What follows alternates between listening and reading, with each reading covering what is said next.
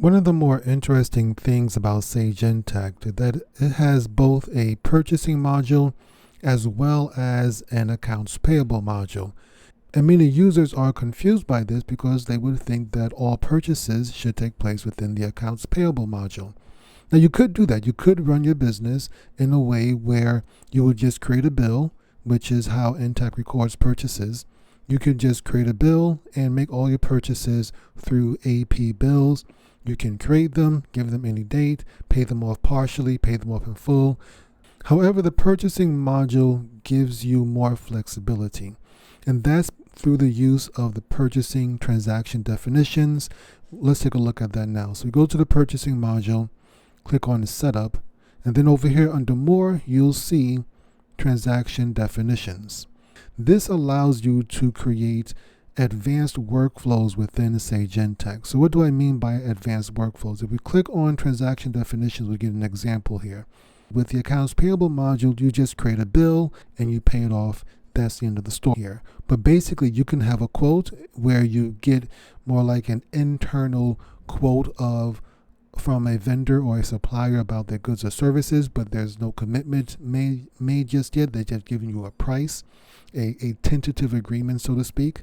And then once that agreement has been confirmed, it now becomes a purchase order. So this is especially critical when dealing with inventory, because now your system assumes that you have inventory pending or inventory coming along the way, even though it may not have arrived yet. A purchase order is a commitment. It is an agreement between you and the vendor or you and the supplier that they will provide certain goods and services and you will pay them for that. A quote doesn't do that. It's just a quote, basically. It's an internal document stating that this is the quoted price for a certain goods or services. Once you have the purchase order and you start paying down on that purchase order, whether you do it all at once or you pay it down over time, it will create multiple purchase invoices. And this is the part that actually hits the general ledger. The purchase invoice hits the general ledger. The purchase order does not, neither does the quote. Once you start paying down on that commitment that is a purchase order, then the purchase invoice begins to hit the general ledger. And the interesting thing about Intacct is that when you create a purchase invoice, it automatically creates a bill. So as soon as you pay for an item, whether it's over time, using the purchasing module, that is, once you pay for something using the purchasing module, it automatically creates an AP bill, and that's how you actually make the payment. So you can see here, if we go to our list of purchasing invoices, I'm going to go to all, purchase invoice. This is a list of purchase invoices, but you don't see an option to pay here. You have print to mail, you have these options, but there's nothing here to pay. In order to pay, you have to go to accounts payable, and now these are the bills that have been created. I'm going to demonstrate this all so you can see what I mean, but just giving you the basic groundwork.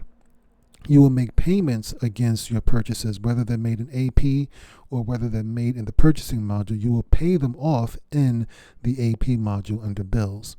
Okay, so now let's look at this. Let's do an example of this full, more advanced workflow. We're going to start with a quote and move it all the way through to payment.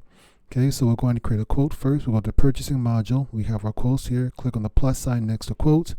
All right, let's set this back a couple of weeks. We'll go to July 1st. Let's select a vendor. We'll do HD Supply. We could add a project, but we're not going to do that right now. Okay, we'll call this test purchase 3. Let's give our terms. We'll do net 30. Again, we're going to skip the project and the task part for now, but we will select an item ID. This is required for the transaction to work at Intacct. That's just the way the architecture is. We're going to select services, and then let's give it a price. We'll call this $700. Give it a location as well, and then click on post. And so now the quote has been created. Right, we have our quote here, and now you see this link right here that says convert. If we click on that, we see that it now brings up purchase order, because again, based on our workflow that we were looking at before, if we go back to purchasing, setup, transaction definitions, you will see that purchase orders are created from quotes.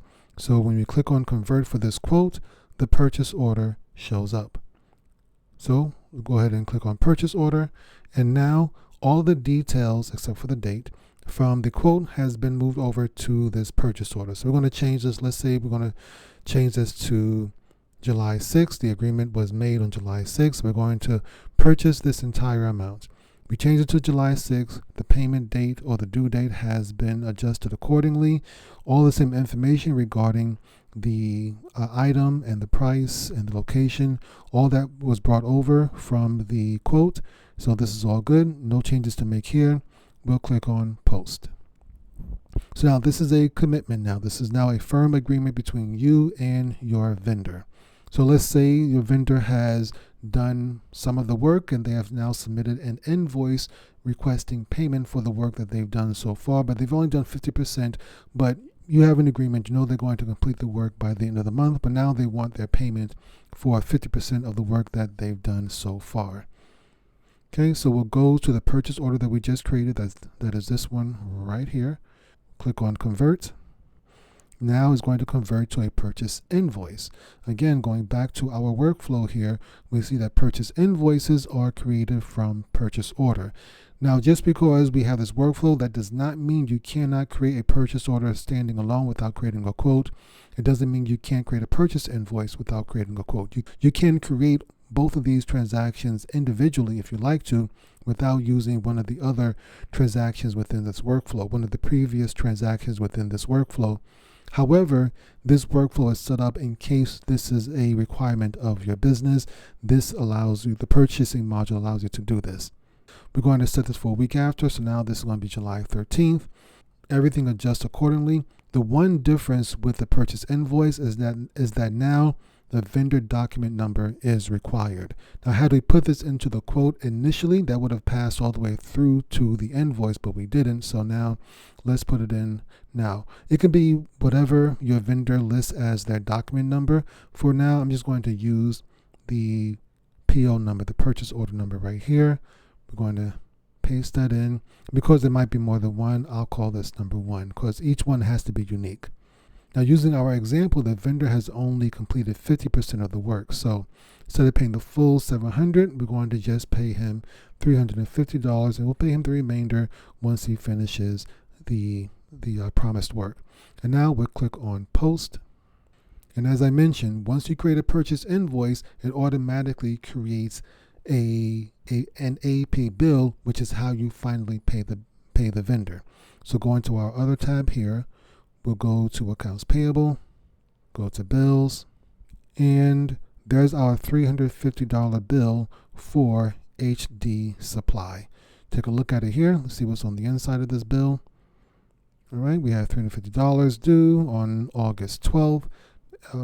Everything, the locations has come over appropriately. The vendor's name is over there. The item is over there. So let's go ahead and pay this now. We'll click on pay. I'm going to keep this simple. We'll just do record transfer, and we'll make the payment date on the 13th. Let's put on 14th. That's probably more realistic.